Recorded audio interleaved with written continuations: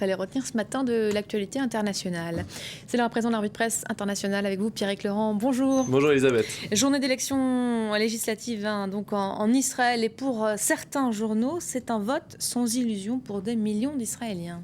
Oui, pour le quotidien Yediot Aharonot, quotidien israélien, eh bien les Israéliens vont voter pour la moins mauvaise option car le pays fait face à une sévère crise de leadership, aucune figure politique d'envergure.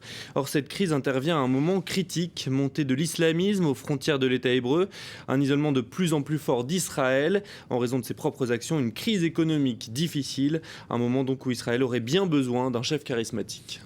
Libération, de son côté, s'arrête sur ces jeunes qui reviennent à une pratique très orthodoxe du judaïsme. Oui, ces jeunes toqués de la kippa, c'est comme ça que les appelle Libération. Ils sont souvent issus de familles laïques, mais ressentent le besoin de revenir à une pratique très traditionnelle de la religion. Familles nombreuses, respect des interdits alimentaires, de nombreux témoignages à lire donc dans Libération. Ces nouveaux juifs orthodoxes pourraient même apporter de nombreuses voix au parti de droite ultranationaliste, qui pourrait ainsi devenir la troisième force politique à la Knesset à l'issue de ces législatives. À la une également ce matin, évidemment, la cérémonie d'investiture de Barack Obama, analysée et commentée par la presse internationale. La foule, on le sait, rassemblée à Washington est toujours l'occasion de superbes photos. Photos à voir d'abord en une du International Herald Tribune. Vous le voyez, cette grande photo. On voit Barack Obama à son arrivée pour la cérémonie. Ce titre, un appel à l'action et à l'égalité. En page intérieure, également de nombreuses photos de la foule rassemblée devant le Capitole.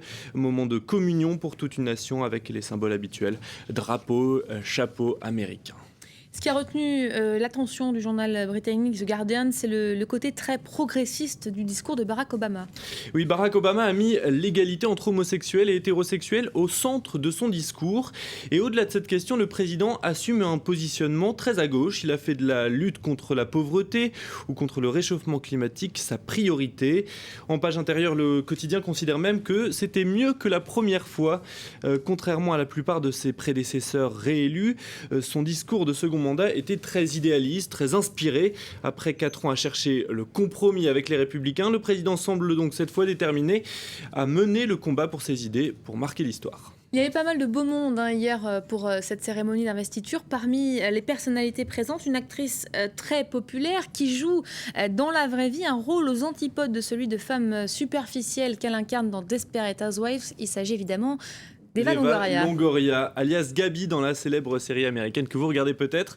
Elle s'est fortement engagée, on le sait, tout au long de la campagne aux côtés de Barack Obama en participant à des meetings ou en organisant des collectes de fonds qui ont généré des millions de dollars. Mais son action en faveur des immigrés hispaniques ne s'arrête pas là, explique le Wall Street Journal. Dans un très long article, elle explique qu'elle organise désormais des déjeuners de travail, par exemple, entre républicains et démocrates. À la manière d'un Bono, le chanteur de U2, elle veut jouer un rôle politique, mais prévient le journal, elle est à un moment critique où elle doit choisir, soit se battre comme américaine, soit comme une figure politique. Et puis en Grande-Bretagne, sa mission faisait l'objet d'un blackout médiatique, mais le prince Harry est finalement reparti hier soir après 20 semaines passées au sein de l'armée en Afghanistan, et il a répondu aux questions de la presse. Oui, et ce qui fait beaucoup parler ce matin, c'est qu'il a reconnu avoir tué des talibans. C'est ce que rapporte le journal The Independent. C'est sa deuxième mission sur place en tant que copilote artilleur à bord d'un hélicoptère Apache.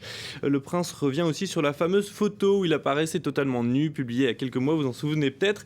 Il dit avoir été maltraité par la presse qui a décidé de publier ces photos. Une parole libre assez rare au sein de la famille royale.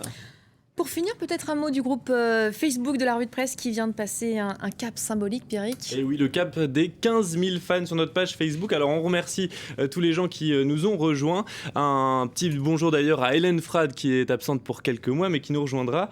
On aime les données précises. Alors quelques infos. Ils sont 4 000 Tunisiens sur notre groupe Facebook, 1 700 Sénégalais, 1 500 Français, mais aussi de nombreux Algériens et Marocains. L'ensemble des gens qui nous suivent et leurs amis, ce sont en fait 4 millions de personnes. Donc il y a encore de la marge de progression, vous voyez on n'est qu'à 15 000, donc n'hésitez pas à faire partager autour de vous cette page Facebook, puis sachez également que vous y retrouverez nos émissions chaque jour, publiées dès la fin de matinée, dès que notre émission est terminée, mais aussi des bonus chaque matin, avant même la revue de presse, je publie en général l'article du jour, l'adresse est toute simple, france24.revue de presse sur Facebook. Voilà, il faut absolument liker cette page. Merci beaucoup Pierrick Laurent, c'était la revue de presse internationale. Vous restez avec nous, on va marquer une courte pause, on se retrouve juste après.